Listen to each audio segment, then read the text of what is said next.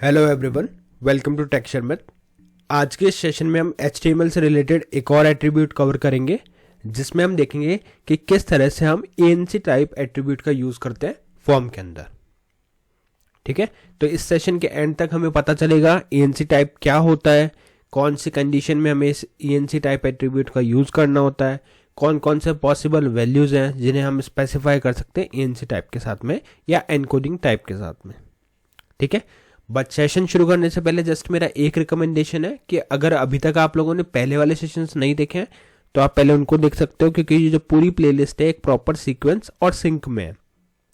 तो अगर आप उसको सिक्वेंशियली फॉलो करोगे तो और भी ज़्यादा ईजी रहेगा आपके लिए ऑनगोइंग टॉपिक को समझना, क्योंकि अभी के लिए हम सिर्फ फोकस करेंगे किस पे, अपने ANC टाइप एट्रीब्यूट पे। ठीक है, और यहाँ पे आप देख रहे होंगे एक क्वेश्चन भी हमने रखा है, हर सेशन में एक क्वेश्चन रहता है। तो आज का क्वेश्चन क्या है, why do we use accept charset attribute in HTML form. तो इसका आंसर आपको कमेंट सेक्शन में पुट करना है कि कौन सी ऐसी कंडीशन है या क्यों हम इसको यूज करते हैं एक्सेप्ट कैर सेट को। ठीक है, तो अभी आई थिंक स्टार्ट करना चाहिए हमें सेशन। तो सेशन स्टार्ट करने के लिए पहले आप देखोगे तो एक बहुत ही बेसिक सा कोड हमने HTML का लिखा हुआ है, जिसमें एक हमारे पास टाइटल है हेडिंग में और एक हेडिंग डाली हुई है। हेड में टाइटल डाला है हमने और एक हेडिंग है HTML बाय टेक्सचर मैथ। इसको करेंगे अपन सेव और वेब ब्राउजर को रिफ्रेश। तो जैसे ही आप वेब ब्राउजर को रिफ्रेश करोगे तो आपको यहाँ पे मैसेज दिखेगा HTML बाय टेक्सचर मैथ। ठीक है, अब हमें करना क्या है, देखो हम बात कर रहे हैं ANC टाइप, जो एक एट्रीब्यूट है। किसका एट्रीब्यूट है, फॉर्म का। तो इस फॉर्म के एट्रीब्यूट को समझने के लिए हमें क्या करना पड़ेगा, एक फॉर्म बनाना पड़ेगा। तो सबसे पहले अपन एक फॉर्म बनाते हैं। ठीक है, तो यहाँ पे एक फॉर्म बना लेते हैं। उससे पहले एक कमेंट भी डाल देते हैं, जिससे टॉपिक भी क्लियर हो जाए कि हमारा आज का टॉपिक क्या है। ठीक है, तो यहाँ पे मैं लिखता हूँ कमेंट और इधर हम लिखेंगे ANC type attribute in HTML form. ठीक है, तो ये हमारा कमेंट आ गया, मतलब ये हमारा मेन टॉपिक है। अब इस टॉपिक के लिए हमें एक फॉर्म बनाना है। तो फॉर्म बनाने के लिए आपको लिखना पड़ेगा यहाँ पे फॉर्म। ठीक है, और ये फॉर्म हमारा यहाँ से स्टार्ट हो गया। अब इस फॉर्म के अंदर हम क्या करेंगे, एक बटन बना लेंगे। तो एक बटन आ गया, बटन में लिख देते हैं सबमिट। ठीक है, ये बेसिक चीज़ है जो हर सेशन में अपन बनाते ही हैं, बटन हो गया या एक इनपुट फील्ड, क्योंकि एक बहुत ही सिंपल सा फॉर्म बनाने के लिए एक बटन और एक फील्ड की रिक्वायरमेंट रहती है। ठीक है, तो यहाँ पे इसका टाइप डाल देते हैं, क्या आएगा टाइप, सबमिट। अब इसमें एक इनपुट फील्ड भी डाल देते हैं जैसा हम हर बार रखते हैं। तो यहाँ पे एक इनपुट फील्ड बनेगी और यहाँ पे इसका सबसे पहले हम दे देते हैं टाइप में आ जाएगा टेक्स्ट। फिर हम यहाँ पे देंगे इसको नेम में दे देते हैं यूज़र नेम। एक हम देंगे प्लेस होल्डर और प्लेस होल्डर में आ जाएगा हमारा यूजर नेम। ठीक है, ये इन्फॉर्मेशन हमने यहाँ सेट कर दी।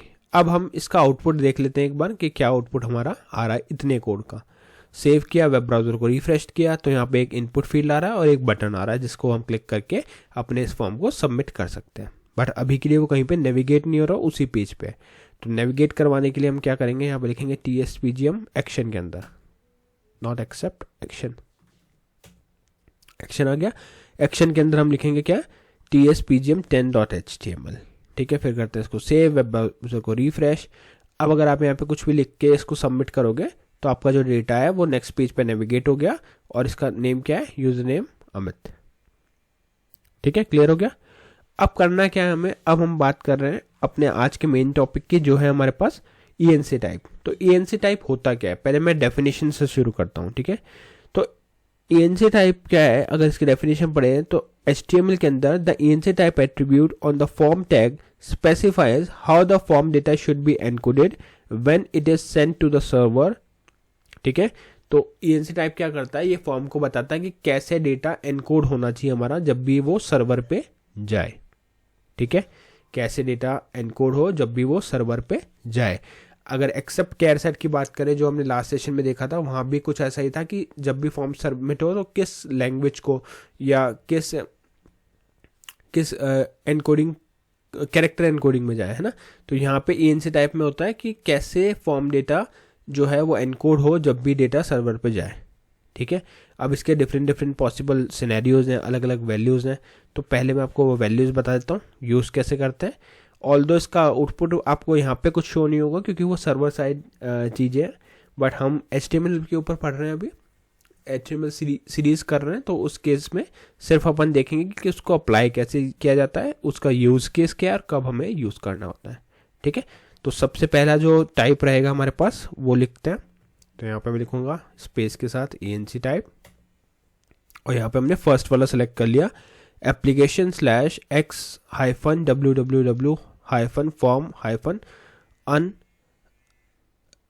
या गया URL एनकोडेड, अन्य URL एनकोडेड, ये हमने कर दिया सेव। अब इसको करते हैं सेव, वेब ब्राउज़र को रिफ्रेश, यहाँ से बैक करके रिफ्रेश कर लेते हैं, सबमिट करेंगे फॉर्म। तो फॉर्म वैसे ही सबमिट होगा, बट जो सर्वर साइड पे है वो अब यहाँ पे हमने जो वैल्यू यूज़ करी, तो फर्स्ट वैल्यू हमारी, इसको कॉपी करते हैं और कमेंट में भी लिख के रखते हैं, जिससे आइडिया रहेगा कि हमने कौन सी वैल्यूज़ अभी तक कवर किया। ठीक है, तो यहाँ पे इसको ही एक एंटर दे देते हैं और यहाँ पे हम लिखते हैं इसके साथ में फर्स्ट पॉइंट ये वाली वैल्यू। ठीक है, सेकेंड वैल्यू और फिर थर्ड वैल्यू, 3 वैल्यूज हम इसमें डिस्कस करेंगे। तो बात करते हैं इसकी एप्लीकेशन/x-www-form URL encoded। ये क्या है, देखो ये हमारी जो है डिफॉल्ट वैल्यू है किसकी, ANC टाइप की। तो जब भी आप ANC टाइप को स्पेसिफाई नहीं कर रहे हो तो एक्चुअल में इसी फॉर्मेट पे एनकोडिंग हो रही है। ठीक है, ये करता क्या है, एनकोड करता है सभी कैरेक्टर को एज ए एस्केप्ड कैरेक्टर। ठीक है, हर कैरेक्टर को एज ए एस्केप्ड कैरेक्टर ये स्टोर करता है, किसको छोड़ के, अल्फा न्यूमेरिक कैरेक्टर को और स्पेशल कैरेक्टर को। ठीक है, एक्सेप्ट दिस। क्लियर हो गया। अब यूज केस की बात करते हैं कि कब हमें ये रखना चाहिए, क्योंकि हमें जैसा अभी मैंने बताया सर्वर साइड पे कुछ इम्पैक्ट तो दिख नहीं रहा, फिर रखना कब चाहिए, तो ये जब रखना चाहिए जब भी हम सिंपल फॉर्म बना रहे हैं, है ना, जहाँ पे डेटा मेनली टेक्स्ट ही है और टेक्स्ट को ही हम सेंड कर रहे हैं।